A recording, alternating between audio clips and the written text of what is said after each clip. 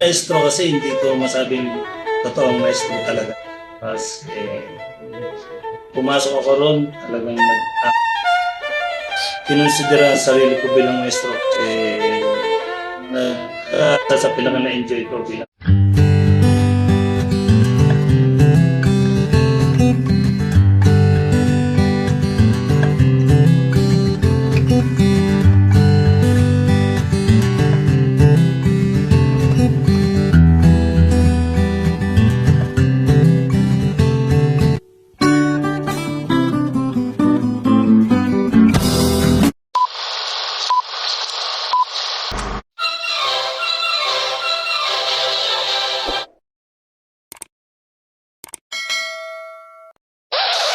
Disclaimer. This podcast features personal experiences, opinions, and knowledge shared by the musician. All views expressed are solely their own and do not represent the views of any organizations, brands, or individuals mentioned. The content is for educational, entertainment, and informational purposes only and should not be taken as professional advice, official guidance, or as substitute for formal training. Results and experiences may vary for each person. No part of this video may be copied, reproduced, or used without prior written permission. Well guys, ito ngayon sa may paterno. Punta ako dito sa Tensayon ng Banda Sentral para kausapin natin yung ating sabihin ngayon. And yun, tayo sa kanilang bahay. Good day po mga ating kamusiko. Welcome po ulit sa aking YouTube channel, Brand Sax. And don't forget to like, subscribe, and pakishare na rin po sa ating mga kapwa kamusiko para makita natin ating private rising. And huwag pong kalimutan yung pag-click sa notification bell para updated po kayo lagi sa mga videos na upload ko. And guys, papalaw na rin ang FB page natin. And siguro mag-start na rin tayo sa TikTok. Isa-segregate lang na siguro doon yung mga video. Stay tuned lang. And right now, pasalamat muna tayo sa mga nag-comment last video natin. Shoutout muna tayo. Shoutout kay Sylvian. Sabi niya, malaki talaga ang pakinabang ng pagiging musikero. Lalo na sa mga hirap ng mapag-aaral, magpa-aral financially. Siguro yun ang sabihin. Shoutout kay Classical Times. Nice job. Keep it up. And shoutout kay Kamusika. Sabi niya, sir, parang medyo paling po yung camera nyo. Ang dami mo ako.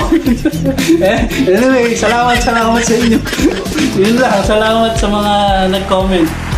And sana sa mga susunod, marami mong mag-comment para mas marami tayong mag-shoutout. And siguro proceed na tayo.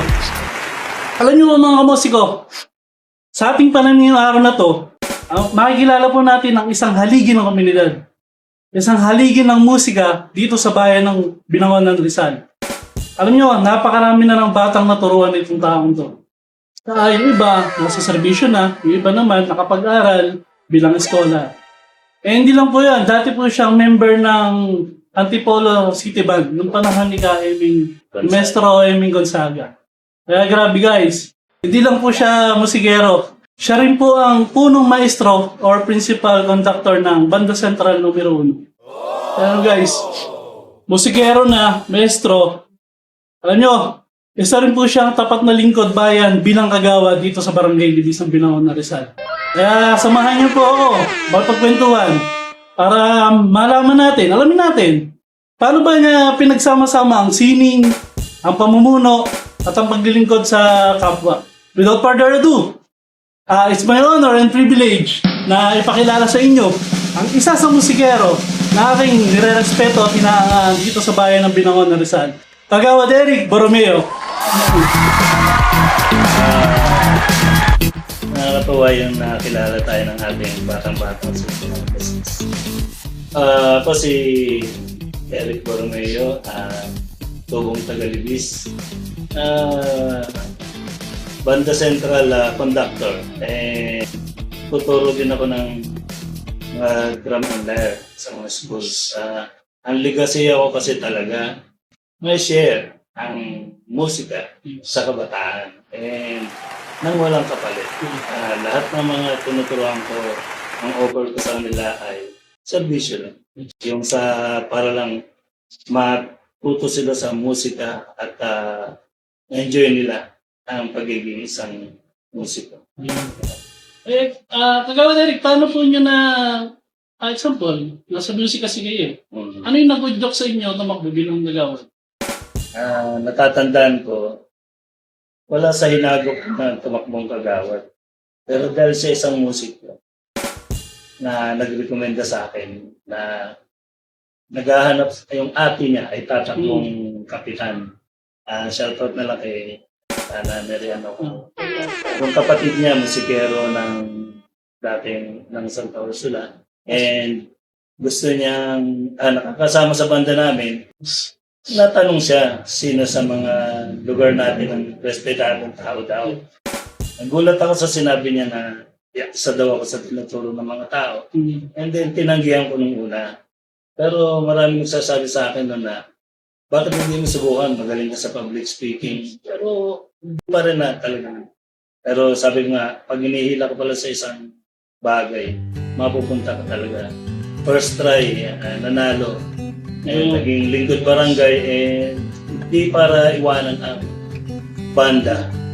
Pagsama-samahin na lang, pagsabay-sabay. Lingkod barangay at lingkod musika. Wala sa may gagawin. Abo. And ito tayo second question. Ano naman po ang pinakamalaking hamon na hinarap niyo po nung nagsisimula ka palang maging maestro? Sa maestro kasi hindi ko masabing totoong maestro talaga ako kasi Antipolo days bilang lead, nagli-lead trumpet ako rito. Nung nag-apply ako sa Antipolo, maniwala ba kayong grade 1 lang ako sa paningin ko sa sarili ko kasi lahat ng tinutugtog namin ko never heard sa akin. Wala akong narinig na tinugtog ng banda central na Mga bago ba? na alam ko. Kaya nung pumasok ako ron, talagang nag-aaral ako. Nag-ensayo ako, nag-practice ako. Walang pinalampas na oras at panahon. Isa yun sa naging ko. Ngayon, nawala na natin ng ibang maestro rito sa amin. Hindi ko kinonsidera ang sarili ko bilang maestro kasi nagkataon lang na walang kukumpas. Unang-una, hindi ako aral bilang maestro. Pero, tinaguyod ko. Dahil sa tingin ko sa sarili ko, kahit pa paano kaya ko. Pero hindi ko tinatawag na maestro ang sarili ko. Kada meron kaming labanan o meron kaming imbitado ng ibang musiko na kilala natin na mahuhusay, mga kasama ko dati, lagi ko sinasabi sa harapan na ako'y kumpas-kumpasan laang. Pero, naniniwala sila sa akin. Iyon ang isa sa maganda na isang taong marespeto. At ganun din ang balik nila sa akin. Yun. Grabe, napakambal nila. And siguro na tayo sa third question. Sa dami po ng mga karanasan nyo, mga pinagdaanan, nasama sa mga iba't ibang banda, nagturong napakaraming bata. And syempre ngayon, lingkod bayan po kayo bilang agawad. Paano po nito binago yung mga pananaw nyo sa buhay? At saka yung mga pakikitungo sa kapwa? Mas nadagdagan yung pakikitungo ko ng mas maayos. Kumbaga, yung ginagawa ko sa banda na pakikisama sa mga bata, pakikisama sa lahat ng tao. Kasi number 1 yan. Yes. Yung pakisama tsaka yung respetuhin ang bawat isang musiko. Tama. Walang hindi magaling na musiko sa pananaw ko. Kahit ito'y baguhan, kahit ito'y datihan. Yun ang nagiging ko sa akin. Napakahalaga mo. Kahit sino ka pa, kahit baguhan ka, napaka-importante mo sa akin, sa banda. Bilang miyembro ka. Ganyan din ang ginagawa ko sa atin sa barangay. Hands-on. Kumbaga pag nagtuturo ka sa mga musiko, hands-on. Ako rin, hands-on din sa barangay. Diyan na anong oras tayo tawagin, sumasama tayo. Kailangan ng ambulansya, pumupunta tayo. Kailangan iatid sa ospital, sumasama tayo. Same din sa eskwela ng bata. Pag kailangan ako dun, i-recommend ako dun. Yun. Pinagbibigyan natin lahat para makatulong. Okay, no? Siguro, dahil sa question na to. Sa tingin niyo po, ano yung pinakamalaking yung tagumpay bilang isang musikero? Yung tagumpay ko, wala sa akin. Nasa tinuruan ko. Yun. Kasi lahat ng binaginan ko ng talent, sa nakita mo lang na matuto, napakalaking bagay. Yung makatulong ka sa pag-aaral. iba yun. Yes.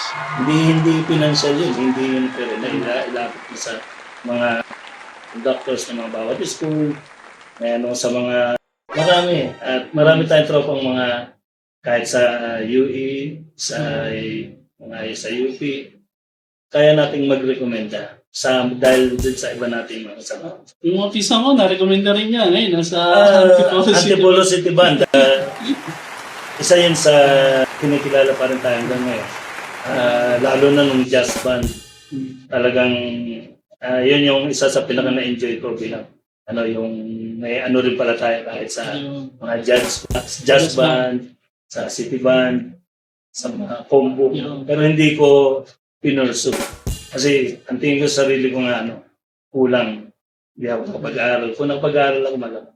Actually, siya yung nung time namin, nung bago kami nag-uumpisa, yung mga kuya-kuya ba, nag-uumpisa. Sila yung mga tinitingala namin kasi nasa mga city band na sila yung time na yun. Sila yung mga, parang doon kami sa kanila nakatingin. Yung time na yun. Diba? Kasi talaga, ganon din ako noon. Nung hindi pa rin ako sumasama sa ganyan. Kaya parang tumaas din ang ko sa sarili ko. Pero hindi lang city band. Lalo na yung mga tinatawag natin na sa mga symphony orchestra. May iba tayong mga membro na dyan at yung ibang banda rin. Doon din sa Philippine Philharmonic. Yan yung talagang isa sa pintingala rin natin dito. Madami rito sa Rizal. Talaga lamang yung mga iba natin kasama ay nagpursige para maging sa kanila. May lagay sila. Yan. Eh, siguro bago ko, nakatagpo ko bago tayo dumako doon, magkano tayo last question bago tuloy si Kagawan. Para makapagpalapad din siya ng konti. Ito, yung huling tanong bago siya mag-play ng trumpet. Kung bibigyan ka ng pagkakataong magsimula muli, pipiliin mo pa rin bang pagiging musikero, ang maestro, at maglingkod bayan? Bakit? Kasi ako, pusong musiko ako eh. Siguro, kaya kong pagsabayin. Pero, naniniwala kayo pagdating natin sa taas, trumpeta, maririnig natin ito. Kaya musika pa rin ako. Tama. Diba? Ngayon, sa paglilingkod bayan, nasa puso ko rin yan hanggang ngayon. Talagang siguro, sabihin natin, parehas naman yun eh. Tama. Tuturo ka, tumutulong ka, same with the band. Yes. Yun lang, talagang, ewan ko ba, walang oras akong sinasayang basta sa bagay na ganyan. Eh yun, hingin na natin sa pag-uli ng trumpet, si Kagawa Derek.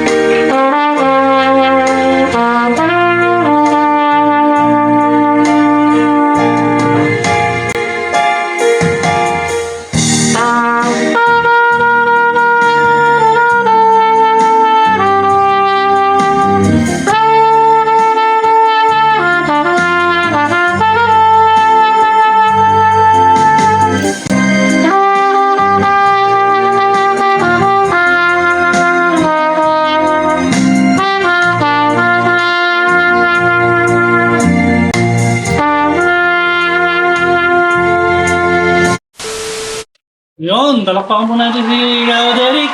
Pinagbigyan niya tayo sa pag-play. Diba, grabe. Practice. Eh, yun, pasok na tayo. Pasok na natin.